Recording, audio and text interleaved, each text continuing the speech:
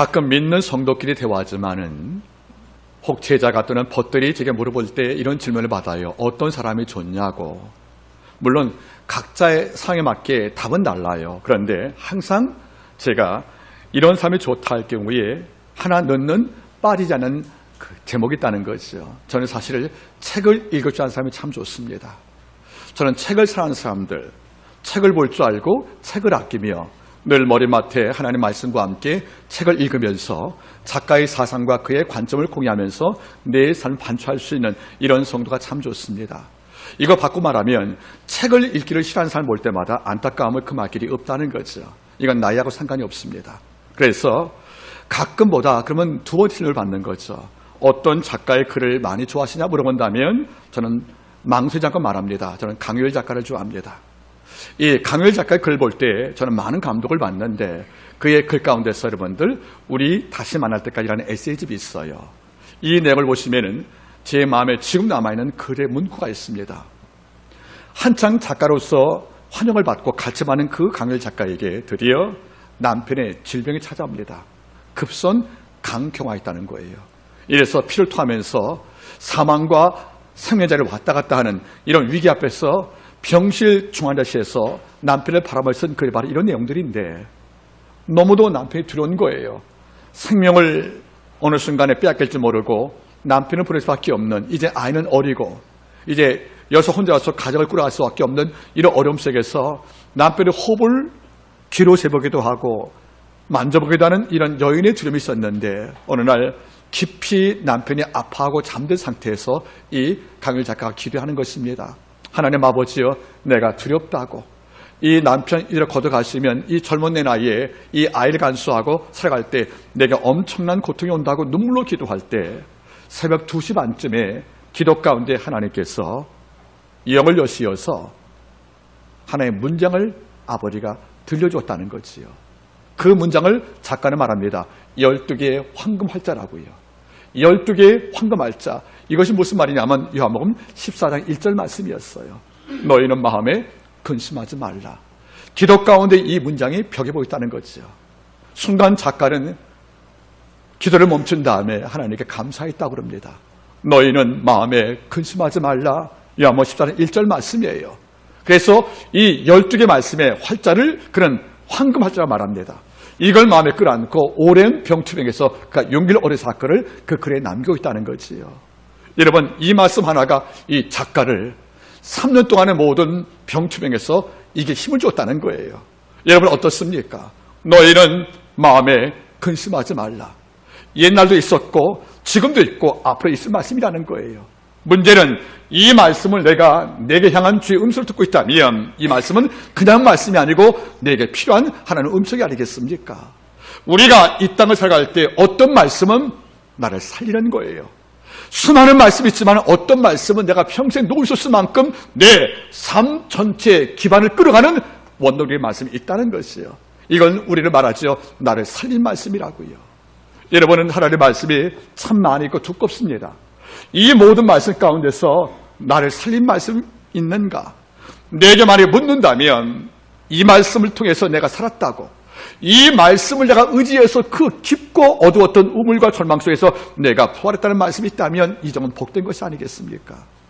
예수를 믿는데 당신을 살린 말씀이 무엇입니까? 물어볼 때 우리가 고백할 말씀이 없다면 이보다 부끄러운 것이 없지 않겠습니까? 여러분 혹시 스스로에게 물어보시기 바랍니다. 내가 제일 어려울 때 나는 어떤 말씀을 끌어안고 내가 고통을 이겼는지, 내가 정말 힘든 지옥 같은 밤을 경험할 때에 어떤 말씀을 아침에 여명을 삼아서 내가 견뎌왔는지, 이런 말씀이 내 마음에 살아있다면 여러분은 복된 이라고 생각합니다. 그런데 혹 이런 말씀이 안 떠오른다면 이건 암성과 다른 문제예요. 하나님 말씀과 내가 충돌되어서 내가 전체가 부서지고 하나님 말씀이 나를 당신 백성으로 삼게 만들 이런 살는 말씀이 내 속에서 꿈틀거린다면 이 종은 이 땅을 살 때 예수를 믿을 때에도 남과 격이 날 수밖에 없다, 그런 말이에요. 여러분 있습니까? 혹 제가 여러분께 여쭤본다면 한시의 망설임 없이 그 말씀이 나올 수 있겠습니까? 이런 자가 있다는 것은 복 있다고 생각합니다. 성경은 이런 인물이 참 많은 거예요. 여러분들 우리가 알잖아요. 시편 30편 말씀은 다윗의 고백이거든요. 이 다윗이 이런 말씀을 남깁니다. 자, 배경 먼저 말씀을 드릴게요. 하나님을 경배하고 섬겼던 이 다윗을 온갖 원수가 핍박하고 이간질하는 거예요. 온갖 말로 삼켜주는 겁니다. 이 중에서 제일 큰 상처가 어떤 것이냐면 저는 여호와께 도움을 얻지 못한다 말합니다. 네가 기르에서 뭘 받겠느냐?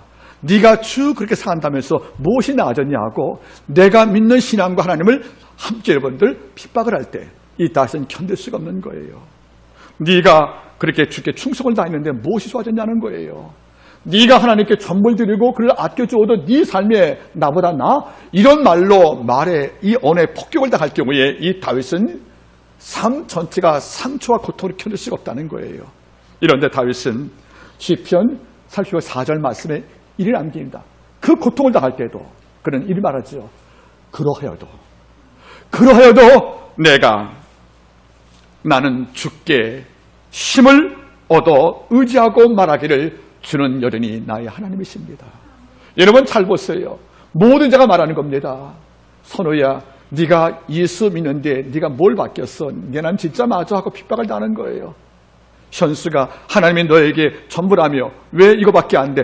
이런 핍박들 또는 여러분들 시영아, 네 삶 속에 아버지가 동행한다면서 왜 이런 고난이 안 떠나고 내가 믿는 신앙의 근본까지 파괴하는 말이 들려올 때에 나도 흘리잖아요.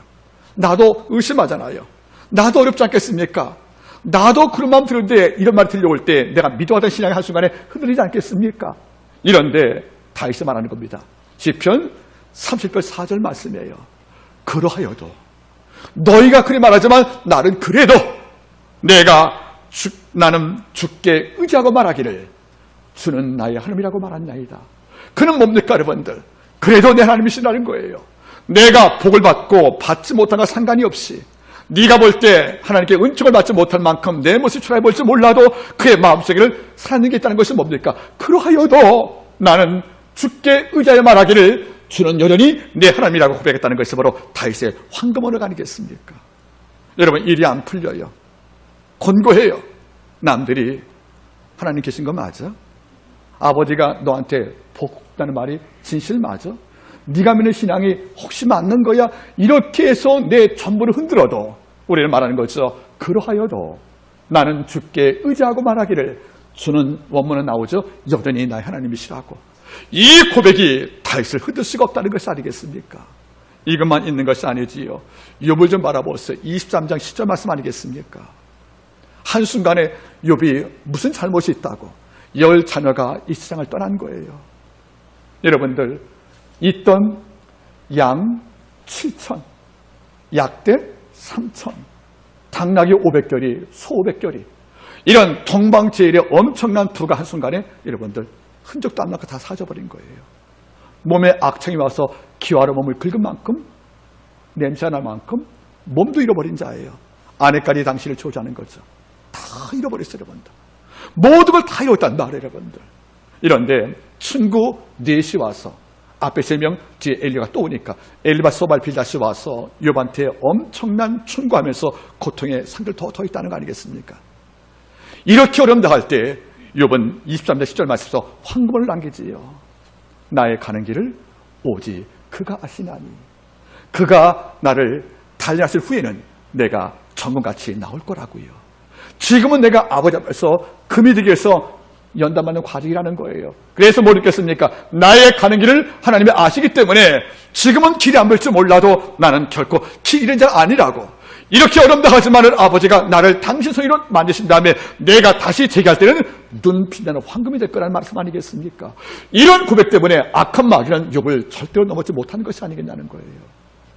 다니엘 3장에 다니엘 세 친구도 마찬가지예요. 신상의 절을 거부한 이유로 몹데카 여러분들 풀몇불에 던짐을 당하잖아요. 던짐 직전에 왕이 마지막으로 여러분들 협상을 제시합니다. 얘야 조심해라. 이 풀미에 던짐은 네가 믿던 여호와가 널 건질 신이 없어. 내가 주권자니까 하고 협박을 하는 거예요. 네가 이 풀미에 던짐은 다 주고 이러니까 지금이라도 신상의 절에 이런 걸로 여러분들 당근과 채찍으로 다니엘 세 친구를 협박을 하는 거예요. 이럴 때 다니엘 3장 17절 10절 말씀에 뭐라는 것입니까? 왕이여 그러하실지라도 나는 왕의 신상 앞에 설하지 않을 것이고 왕을 섬기지 않을 것입니다.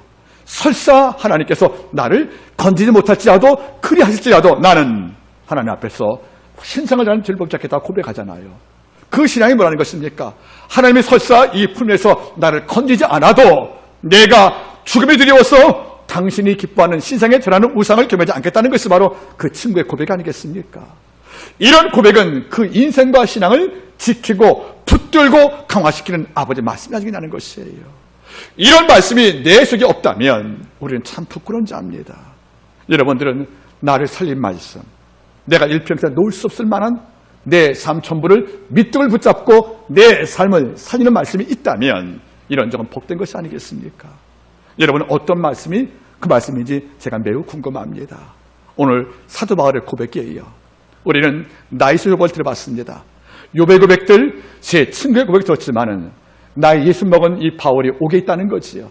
옥중 바울, 육순된 이 사도 바울이 감옥 안에서 빌립보 성도에게 남긴 말씀, 바로 이것은 바울이 남긴 모든 고백 가운데 제가 돋보일 만큼 제가 좋아하는 말씀이 됩니다.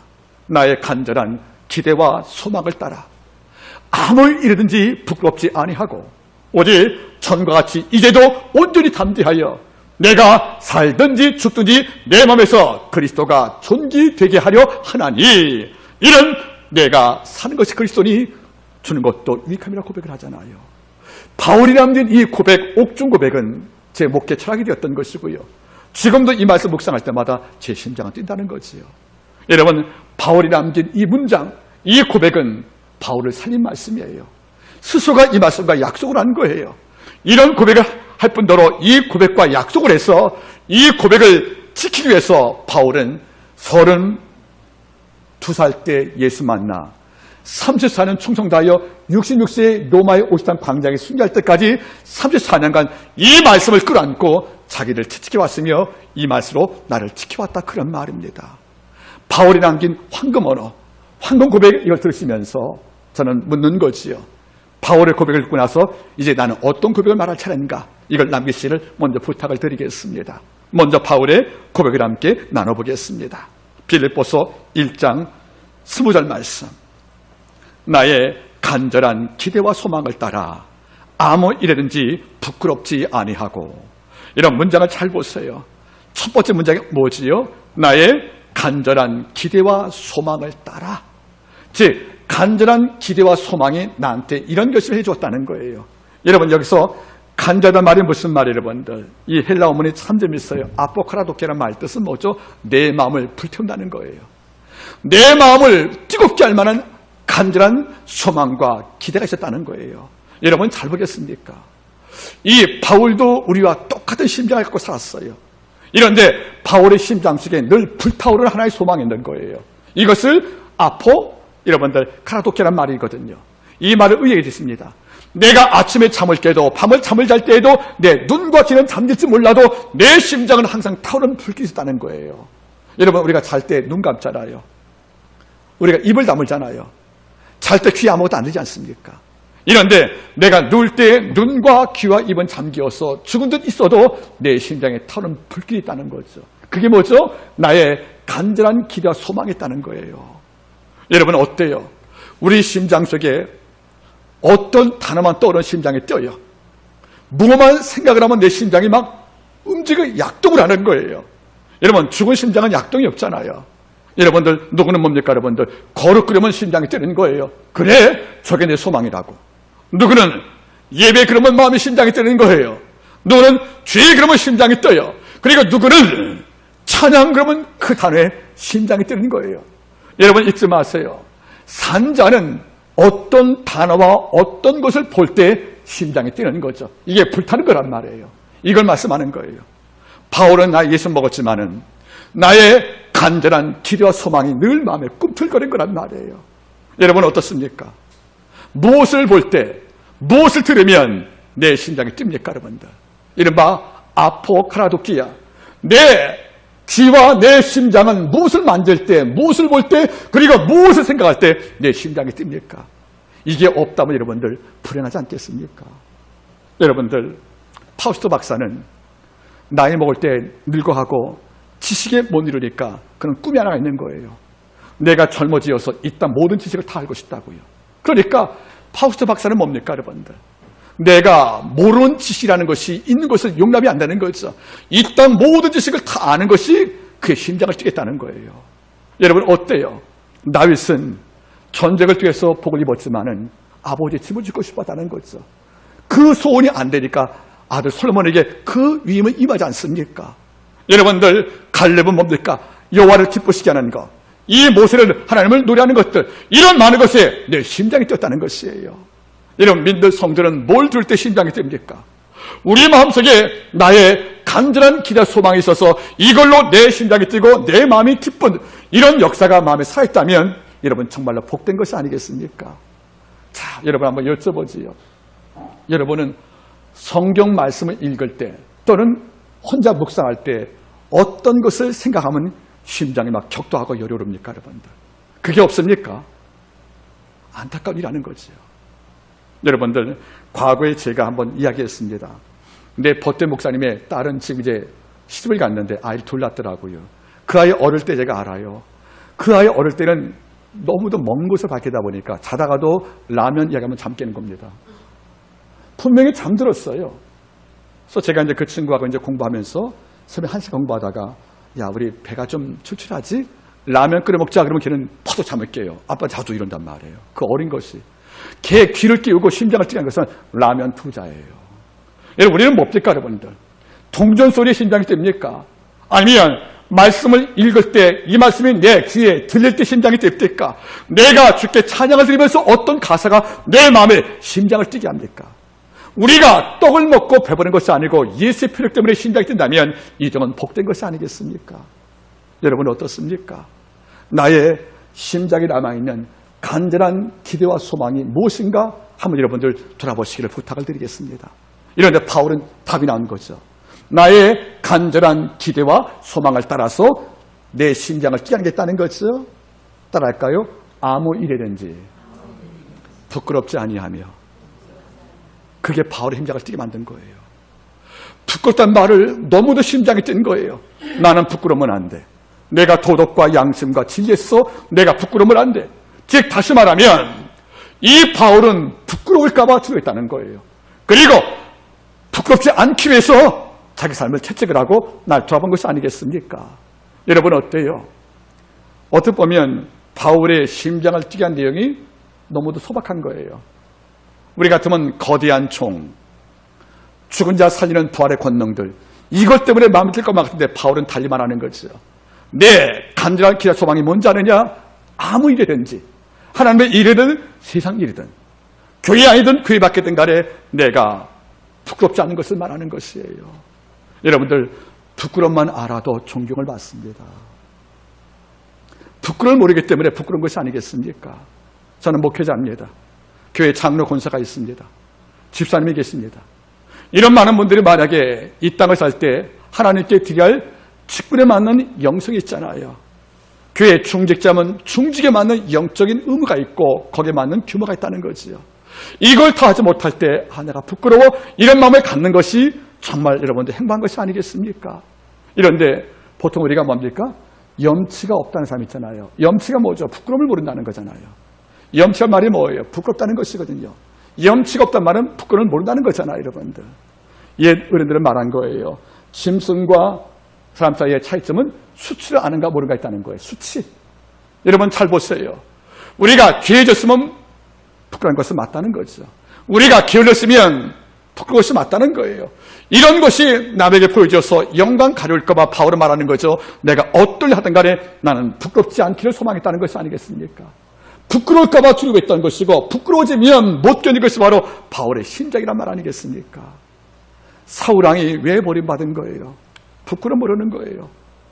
왕으로서 해서 안 될 제사를 자기가 집리하고 아가원과 전투에서 잼을 다 주한 말씀을 소리해서 총을 남겨주어서 말씀을 고비했던 이것이 아버지 앞에 얼마나 부끄러운 것인가 몰랐기 때문에 이걸 하고도 회개 없잖아요. 여러분 여쭤보겠습니다. 성령을 받으면 양심이 민감해지는 거예요. 허물에 대해서 민감해지는 것이고 우리 아버지 앞에서 뭔가 의무를 다하지 못할 때라든가 아버지 앞에서 여러분들 행위에 부끄러움이 존재하면 이걸 견디지 못하는 것이 바로 성령만의 백성의 모습이 아니겠습니까? 여러분 어떻습니까? 너무도 부끄러움 모르니까 뭐라고 그래? 인면수심. 면은 얼굴이에요, 그렇죠?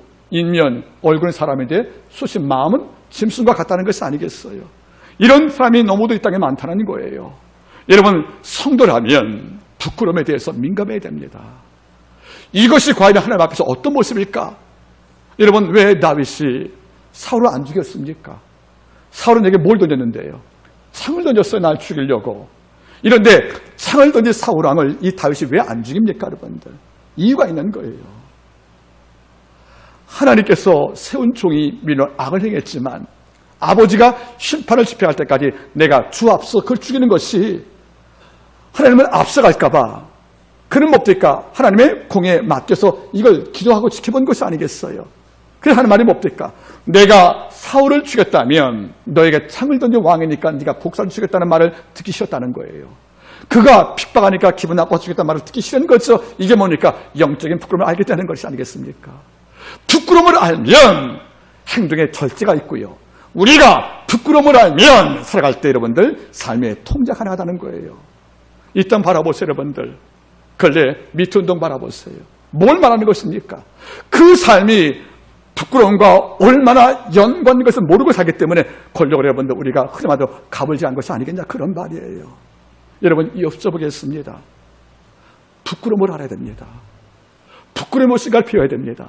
그래서 부끄러움을 안다는 말은 무슨 말이에요? 일을 하면 하나님께서 마음 아프시겠다. 내가 일을 하면 내가 남들 바라봤던 내 직위와 직분에 어울리지 않는 삶이기 때문에 하나님 앞에서 영광이 안 되겠다. 이걸 알고 내 삶을 이른바 절차 탕마 깎고 다듬고 여러분들 자르고 여러분들 보듬어서 보석을 만들 과정이 필요한 것이 아니겠어요 여러분들. 여러분 잊지 마십시오. 내가 안 됐다 일한 자리가 복될 것이고요. 내가 했던 모든 대화가 복될 것이고 내가 있던 모든 사역에서 떠나갈 때 이 장소가 복된 것이 뭡니까? 부끄러움 안자의 특권 아니겠습니까?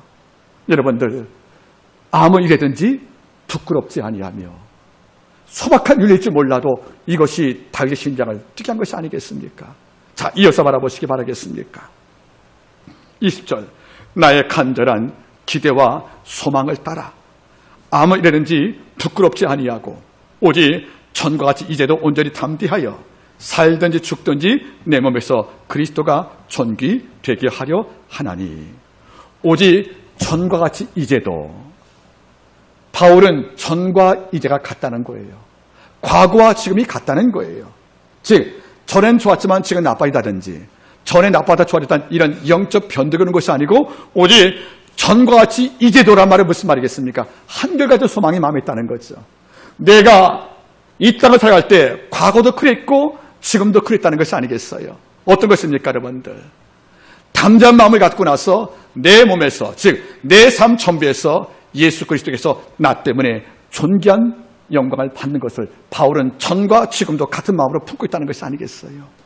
여러분 어때요? 내 몸에서 예수 그리스도가 영광 받는 거예요. 내 삶을 통해서 예수 그리스도가 나 때문에 높아지는 거예요. 여러분 잘 보겠습니까? 크리스천이라는 것이 뭐예요? 삶 속에서 소금과 빛의 삶을 살면서 날 위해 십자가 죽으신 그 예수 그리스도와 그를 부르신 성도 아버지 하나님의 영광을 이 땅에서 내 삶에서 드러내는 것이 성도의 본분이 아니겠어요? 이걸 알고 있다면 우리는 아사왕의 기도가 이해되는 거죠.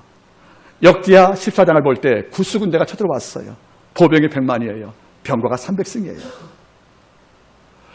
100만의 보병과 300승의 병거가 마무리 굴자리까지 아사왕을 목조인 거란 말이에요. 이럴 때 이 전쟁에서 이길 확률이 거의 없어요. 이때 아사왕이 뭘 기도했습니까? 그냥 승리만 기도한 것이 아니에요. 뭐 했습니까 여러분들? 하나님이여 사람으로 주를 이기지 못하게 하옵소서. 이게 무슨 말이에요? 제가 이겨야 할 명분이 전쟁을 이겨서 승리를 얻은 내 이름을 과시하려고 전쟁 승리를 기도한 것이 아니라는 거예요. 하나님, 제가 지면, 제가 이 전쟁에 지면 나를 이겼던 구스의 100만 군대는 아사왕을 이겼다 말하지 않는 것이지요. 아사왕이 믿는 하나님을 이겼다 말하기 때문에 내가 지면 당신 졌다고 말할까 봐 내가 이긴다는 것이 아니겠습니까? 무슨 말이에요? 내가 이겨야 내 몸을 통해서 하나님이 뭘 받아요? 존귀를 받겠다는 거예요.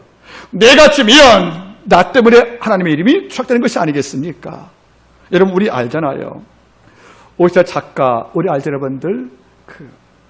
인게리트 마음한 그 시인에 추락하는 것은 날개가 있다는 소리 있지 않습니까?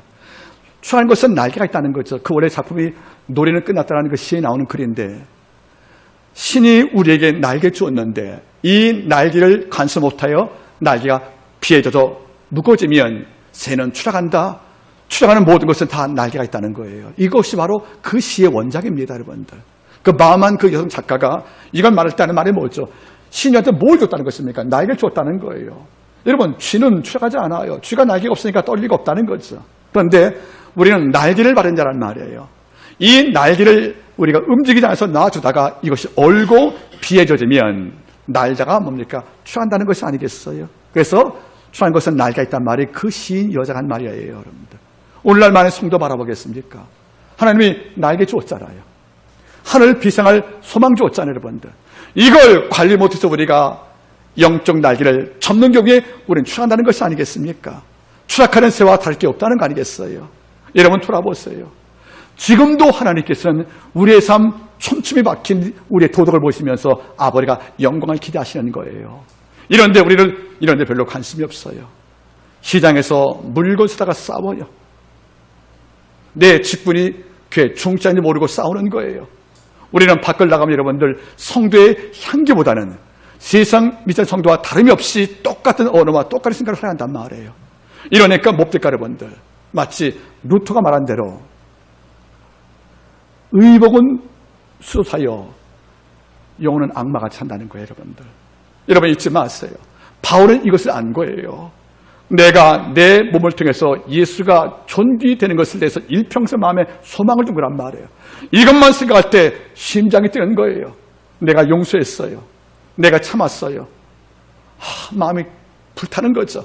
이걸 통해서 내가 용서할 때 악한 자가 구축한 지옥의 영토가 적어지는 것이고, 내가 갈등할 때 악한 자가 교회 안에서 영토를 크게 만드는 것이기 때문에 악한 자가 교회에 기들지 못하기 위해서 용서와 섬김과 이해 같은 이런 영성을 발휘할 때 교회에서 악한 영은 추방되는 것이고, 내 삶 공간에 천국이 임하는 걸 볼 때마다 심장이 뛰는 거예요. 그래서 용서가 좋고 섬김이 좋고 배려가 좋고 관용이 좋은 거예요. 이걸 통해서 악한 마귀의 왕국을 파괴하는 힘이기 때문에 이것만 생각해도 심장이 뛰고 너무 기뻤다는 것이 아니겠습니까? 이걸 통해서 예수께서 내 몸을 통하여 존귀함 받는 것이니까. 그게 바울의 심장을 뛰게 했던 고백이란 말이에요, 여러분들. 여러분 어때요? 선을 베풀고 나니까 마음이 기쁘잖아요. 하나님의 영광 받잖아요. 이게 너무 좋아서 밤을 잘 때 심장이 뜨거워지는 거예요, 여러분들. 그게 바울의 심장을 불타게 했던 소망의 내용이 아니겠습니까?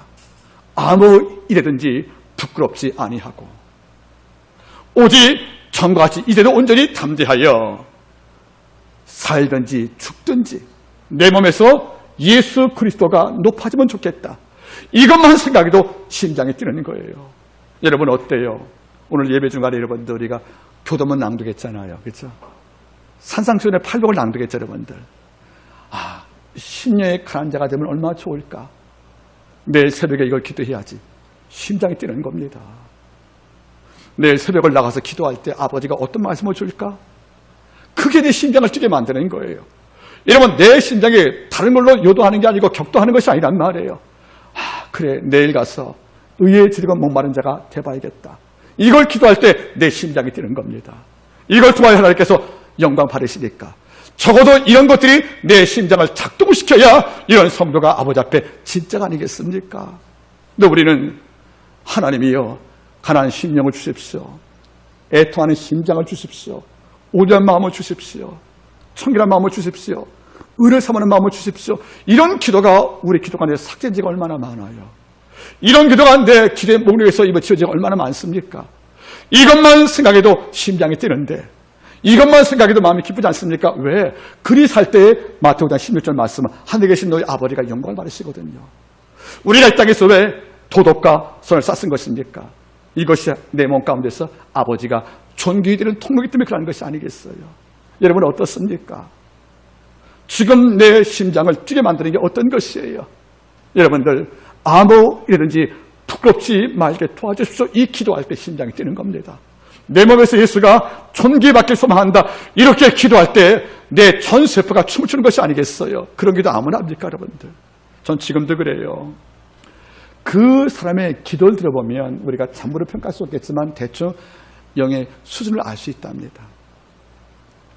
어떤 분들은 이런 기도가 내 기도의 중심인 거예요. 하나님 아버지요, 어떤 경우든지 나는 죽고 그리스도만, 세례와 같이 나는 망할 것이고 그는 흥할 것이라는 기도들, 이런 기도 아무나 못하거든요, 여러분들. 이런 기도하시는 목회자, 장로, 권사, 집사가 있으면 참 좋겠다는 거예요. 우리는 뭡니까, 여러분들? 아직까지 내 가정, 내 집, 집안의 울타리에 갇혀서 그 울타리에 못 넘지 않습니까? 여러분 어때요? 우리의 심장을 뛰게 하는 것이 어떤 것입니까, 여러분들? 바울은 마지막에 세 번째 이 고백을 남겨줍니다. 자, 1장 21장. 이는 내게 사는 것이 그리스도니 주는 것도 유익함이니라. 아멘. 바울의 세 번째 황금알에 옵니까? 내게 사는 것이 그리스도니. 여러분 따라하겠습니까? 내게 사는 것이 그리스도니. 이 해석은 두 가지 가능한 거예요. 내가 사는 목적이 그리스도니, 이런 말 되기도 하고, 나를 살게 하시는 것이 그리스도니, 이런 말이에요. 다시 말하면 purpose, 목적이 예수라는 것입니다. 여러분 잘 보세요. 이는 내게 사는 것이 그리스도니. 자, 문장이 좀 어려워요. 자, 우리말 바꾸겠습니다. 이는 내가 사는 이유가 예수께 있으니, 이는 내가 살게 하는 힘이 예수께 있으니, 이런 말 아니겠어요? 여러분 어때요? 여러분은 사는 목적이 어디에 있습니까, 여러분들? 물론 우리는 가장이에요. 자식을 돌보고 가정을 꾸리는 것도 여러분들 목적일 수 있습니다. 그러나 그런 여러분들 강론이 아니고 총론으로 보는 겁니다. 여러분 삶의 최종 목적이 어디냐는 것이에요. 여러분이 이 땅을 살 때 내가 두었던 최고의 목적이 뭡니까, 여러분들? 최종과 최고의 목적이 무엇입니까? 바울은 말하는 거지요. 내가 사는 이유가 그리스도 예수라고요. 남들 이 말 이해 못하는 거지요. 예수를 적당히 믿는 사람은 이 말을 이해를 못해요. 그럼 인생 무슨 재미를 살아는 거죠? 세상 총기 얼마나 많은데, 세상 여러분들 누릴 게 얼마나 많은데 예수가 너의 최종 목적과 최고의 목적이 되어서 여러분들 정말 예수를 깊게 경험 못한 성도는 이 말을 이해 못합니다. 그러나 뼛속까지 예수만의 성도는 이 말에 공감하는 거예요. 그래, 내게 사는 이유가 예수지, 나를 살게 하는 이가 바로 예수 그리스도지. 이 고백 때문에 일평생 무슨 말이겠습니까? 모든 관심과 생각 전부가 예수께 초점을 뒀다는 것이 아니겠어요? 여러분 어때요? 요즘에 이런 진짜 성도가 극히 드물다는 겁니다. 누구는 말하잖아요, 여러분들. 교회에 10의 1조가 있듯이 모든 교회에 10의 1 정도만, 그 성도만 진짜 성도라고요. 그게 극단적인 필지 몰라도 우리는 공감하는 거지요. 10명 모일 때 7, 8명 정도 무슨 말이겠습니까? 이 말을 이해 못한다는 거지요. 예수만 믿고 무슨 예비로 살아야 한단 말이에요. 여러분 잊지 마세요. 예수 믿는 것은 재미의 문제가 아니에요. 여러분들 생명의 문제입니다. 여러분 다시 말하면 내가 사는 이유가, 나를 살게 하는 그 힘이 예수께 있다는 것을 우리가 아무런 꺼리낌 없이 고백할 수 있다는 것은 굉장한 영적 축복이 아니겠냐는 것이에요. 여러분 자녀한테 이 말씀을 들려보세요. 아들아 딸아, 이 부모는 일평생 내가 사는 이유가 예수였어. 그럼 반응이 두 가지인 거예요. 자식들이 그렇게 안 보이는데요, 어머니 아버지. 그럴 수 있어요, 여러분들. 우리는 그렇게 안 봤는데요, 어머니 아버지를. 어떤 분들은 말하는 거죠. 예, 제가 직접 봤습니다. 우리 어느 쪽이에요, 여러분들?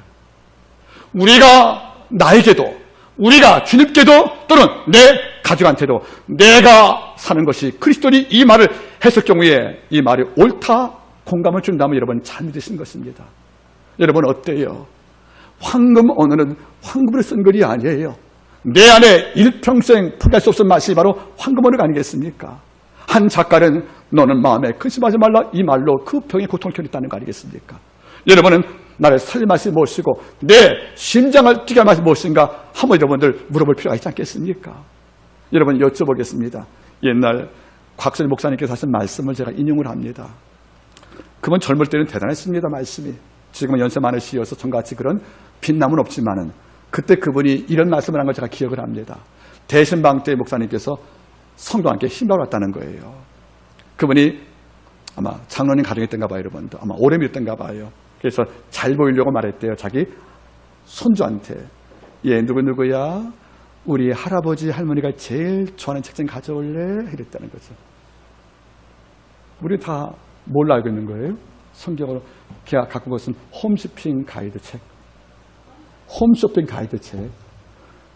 평상시에 얼마나 이걸 봤으면. 저는 가끔 물어봅니다, 여러분들. 만약 여러분들이 손주에게 할아버지 할머니가 또는 아버지 엄마가 제일 좋아하는 책 한번 갖고 올래? 이럴 때 만약에 성경을 갖고 왔다면 여러분은 그 시간에 보인 거잖아요. 이런데 뭘 갖고 온 것입니까, 여러분들? 잡지라든가. 이런 잡지가 나쁘다 말하는 것이 아니에요, 여러분들. 결국 나를 지켜본 모든 자가 평상시에 내 생활을 바라보니까 하나님의 말씀을 사모하고 그 말씀을 기뻐하고 묵상하는 이런 삶을 본 적이 없다는 거죠. 늘 볼 때마다 뭘 봤다는 거예요, 여러분들. 덜 중요한 것이야. 마음 둘 때 이 아이는 그 책을 갖고 올 수밖에 없는 것이 아니겠어요. 여러분 여쭤보세요. 아침에 음식을 먹을 때 다 가족 모이면 한번 여쭤보세요. 우리 어머니 아버지가 널 키울 때 너에게 제일 많이 강조하고 너에게 가장 위대한 가치 내 인생 가운데 이 엄마 아빠가 평생 버릴 수 없는 것이 뭐라고 너에게 말했냐 물어볼 경우에 우리 자녀가 예수 그리스도 말했다면 여러분은 잘 믿으신 겁니다. 이 말이 안 나온다면 우리는 삶을 재정리할 필요가 있다는 거지요. 오늘 바울은 우리에게 뭘 남겨주었습니까? 60 먹은 이제 죽음을 앞둔 할아버지예요. 앞으로 6년 후에 이 땅에서 순교합니다. 그때 당신이 처음 세웠던 빌보 교회에게 남긴 말씀이에요. 60 먹은 나 노인 내가 예수를 30년을 겪어봤다. 그리고 나서 그가 남긴 고백이에요. 황금 말입니다. 나의 간절한 기대와 소망을 따라 내 마음에 이것만 생각하면 심장이 불탄다는 거죠. 이것만 기억하면 내 심장이 뛴다는 것이에요. 힘들고 어렵다가도 이것만 생각하면 마음이 뛰겠다는 거죠. 뭡니까 여러분들? 그게 세 가지라는 거죠. 아무 이래든지 부끄럽지 말아야겠다. 이걸 놓고 기도할 때마다 심장이 뜬 거예요. 내가 전과 같이 이런데 담대하여 살든지 죽든지 내 몸에서 그리스도가 영광받는 존귀가 되야겠다. 이걸 기도할 때마다 심장이 뛰었다는 거예요. 내가 사는 이유가 목적이 예수이기 때문에 예수만 생각해도 너무도 심장이 뛰었다는 것이 아니겠어요. 여러분들 죄송한 표현 쓰겠습니다. 신앙생활 우리 제대로 한번 해봅시다. 진짜 예수생활 해보자는 거예요. 여러분 남들처럼 믿고 남같이 믿다가 여러분들 남 못 갈 때 같이 천국 못 가는 것입니다. 예수 그리스도가 날 위해서 죽으셨어요. 죄 없는 그분께서 죄인의 대표가 되시어서 십자가 죽으시고 죄를 도말하시고 부활하심을 통해서 영생을 주었단 말이에요. 우리에게 전부와 진짜 모든 주 그분 앞에서 우리를 너무도 소홀하는 것이 아니겠어요. 여러분 하루에 몇 번 기도하서 기도하십니까? 성경을 몇 번 읽으시면 하나님 예배에 대한 얼마나 뜨거운 심장이 있습니까? 이게 없다면 내게 전부 준 그분 앞에 우리가 참으로 죄송하지 않습니까, 여러분들? 뭘 해도 여러분들 제대로 하자는 거예요, 여러분들. 예배를 드려도 어떻게 해요? 제대로. 기도할 때도 한번 제대로. 이 땅을 살 때 말씀을 지켜도 제대로 한번 해보자는 것이 아니겠어요, 여러분? 이 땅에서 적당히 때문에 나라가 망한 것이 아니겠습니까? 신학은 적당히를 배격하고 제대로 믿는 것 아니겠습니까? 말씀을 제가 맺기를 원합니다. 여러분은 뭘 생각할 때 심장이 뜁니까? 윌리엄 워즈워드는 무지개 볼 때 심장이 뛰었다는 거 아니겠어요? 그 정도 갖고는 충분치 않은 거죠. 예수만 생각해도 내 심장이 뛰는 겁니다. 왜 그래요? 이는 내게 사는 것이 그리스도니. 여러분들 오늘 사순절 기간을 맞이해서 곧 십자가에 돌아가실 그분을 기억하시면서 이번 한 달 동안에 뭡니까 여러분들? 이 본문을 묵상을 해서 이제는 바울처럼 기도하길 바라는 거예요. 이제 뭡니까? 이런 말할 차가 되었다는 거지요. 우리는 하나님의 나am 부를 때 어떤 고백을 남기겠습니까? 바울 못지않게 오늘 말씀의 제목이에요. 뭡니까 여러분들? 이제 그대가 말할 차례입니다. 바울이 이런 고백을 남겨주었어요. 여러분의 남한의 빌립보서에는 어떤 말씀을 남겼습니까? 남한의 빌립보서 1장 20절 20절 말씀 공간이 비었다면 바울의 말씀을 잠시 접어두고 이 공간에 남한의 빌립보 20장 20절 말씀을 쓴다면 여러분 어떤 말씀을 여기 써놓겠습니까? 이제는 여러분이 답할 차례입니다. 이 답을 오늘 주일날 아버지 앞에 드리기를 부탁드리겠습니다. 기도하시겠습니다.